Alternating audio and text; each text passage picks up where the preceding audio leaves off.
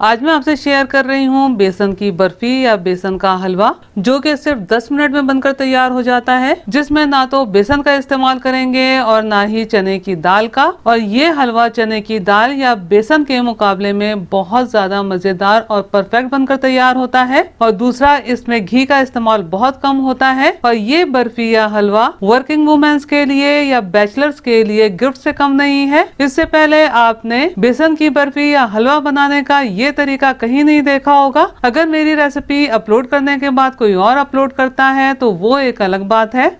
बिस्मिल्लाहिर्रहमानिर्रहीम। अस्सलाम वालेकुम फ्रेंड्स, उम्मीद है आप सब खैरियत से होंगे। बहुत से व्यूअर जानते होंगे, लेकिन जिन्होंने नई नई कुकिंग शुरू की होगी शायद वो ना जानते हों कि काले चनों से ही चने की दाल बनती है। यानी कि काले चने अगर छील दिए जाए तो वो चने की दाल बन जाती है और चने की दाल से बेसन बनता है। तो बेसन की बर्फी या हलवा चने की दाल या बेसन से बनाया जाता है, लेकिन अगर इन्हीं चनों को ड्राई रोस्ट किया जाए तो ये भुने हुए चने बन जाते हैं। तो मैं बेसन की बर्फी या हलवा बनाने के लिए ये ड्राई रोस्ट छिले हुए चनों का इस्तेमाल कर रही हूँ। बात तकरीबन एक ही है। अगर आप बेसन या चने की दाल को भिगो कर पीस कर अच्छे खासे घी में भून कर बर्फी या हलवा बनाते हैं।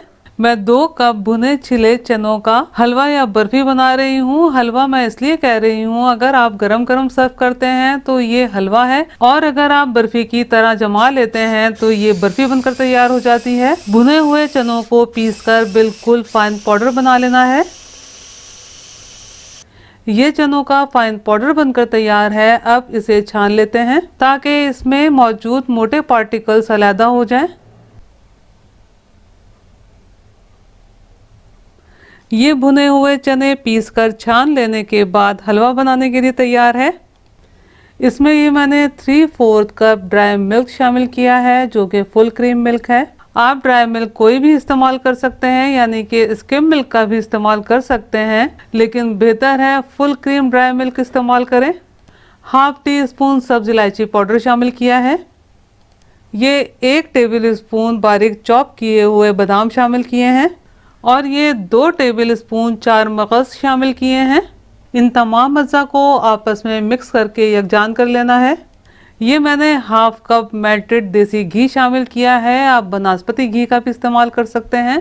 जैसा कि हम सब जानते ही हैं, अगर 2 कप बेसन का हलवा या बर्फी बनाई जाए तो तकरीबन 1 कप से 1.5 कप के करीब घी में बेसन को काफी देर तक भूना जाता है ताकि बेसन का कच्चापन खत्म हो जाए। लेकिन आप देख सकते हैं कि ये बर्फी या हलवा कितने इंस्टेंट तरीके से बन रहा है और इसे बनाना कितना आसान है। और यकीन जानिए फ्रेंड्स, आपके हाथ का बना हुआ ये हलवा या बर्फी कोई भी खाएगा तो कोई भी पहचान नहीं पाएगा कि ये बेसन से बनाया गया है या भुने हुए चनों से बनाया गया है। बल्कि भुने हुए चनों से बर्फी या हलवा बनाया जाए तो ज्यादा अच्छा बनकर तैयार होता है, क्योंकि इसमें बिल्कुल भी कच्चापन मौजूद नहीं होता। 1/2 कप मेल्टेड घी शामिल करके मिक्सचर में मुकम्मल तौर पर यकजान कर लिया है। चाशनी बनाने के लिए 1/4 कप चीनी पैन में शामिल कर रही हूँ। आप अपने टेस्ट के हिसाब से कम चीनी का भी इस्तेमाल कर सकते हैं। 1/4 कप पानी शामिल किया है। मीडियम फ्लेम पर चीनी मेल्ट होने तक पका लेना है। चीनी मेल्ट होने के बाद फ्लेम को लो कर देना है और लो फ्लेम पर हमारी रिक्वायरमेंट के हिसाब से शीरा बन जाने तक पकाना है। चीनी मेल्ट हो जाने के बाद 4 मिनट मैंने लो फ्लेम पर पकाया है। आप देख सकते हैं चाशनी काफी गाढ़ी हो गई है और फ्लेम को मैंने ऑफ कर दिया है। अब इस तरह से चाशनी को चेक कर लेना है। आप देख सकते हैं कि चाशनी में बिल्कुल बारीक सा तार बन रहा है, यानी कि हमें इसी तरह सॉफ्ट पतले तार की चाशनी दरकार है। अब ये तमाम मिक्सचर चाशनी में शामिल करना है। ख्याल रहे कि इस वक्त फ्लेम ऑफ है। अब इस मिक्सचर को चाशनी में ऑफ फ्लेम पर मुकम्मल तौर पर यकजान कर लेना है। इस तरह से मैश करते हुए यकजान करना है ताकि इसमें मौजूद तमाम लम्स डिज़ोल्व होकर चाशनी में मिक्स हो जाएं। और ख्याल रहे कि मिक्सचर गरम गरम चाशनी में शामिल करना है। ये बेसन की बर्फी बनाने के लिए बैटर बनकर तैयार है। अगर आप इसका हलवा बनाना चाहते हैं तो फिर इसे सिर्फ 2 टेबल स्पून घी शामिल करके मीडियम फ्लेम पर 3 से 4 मिनट भून लीजिएगा, तो फिर ये आपका बेसन का हलवा बनकर तैयार हो जाएगा। ये मैंने 8x8 का मोल्ड लिया है जिसकी बेस में मैंने बटर पेपर अरेंज किया है। अगर आप बर्फी थोड़ी थिक बनाना चाहते हैं तो फिर छोटे साइज के मोल्ड का इस्तेमाल कर लीजिएगा।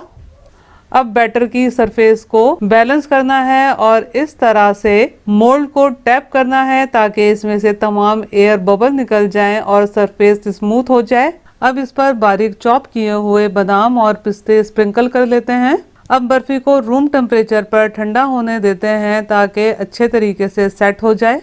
बर्फी तकरीबन रूम टेम्परेचर पर ठंडी हो गई है। अब इसे डीमोल्ड कर लेते हैं। आजकल यहाँ पर काफी सर्दी है तो रूम टेम्परेचर पर ये अच्छे तरीके से सेट हो गया है। दूसरी सूरत में इसे सेट करने के लिए फ्रिज में रखिएगा। मैं बर्फी की सरफेस पर चांदी के वर्क अरेंज कर रही हूँ जो कि ऑप्शनल है, बस इससे थोड़ी प्रेजेंटेशन अच्छी हो जाती है। इस बर्फी का साइज 8x8 है तो 2-2 इंच के मार्क लगा के मैं बर्फी की कटिंग कर लूंगी।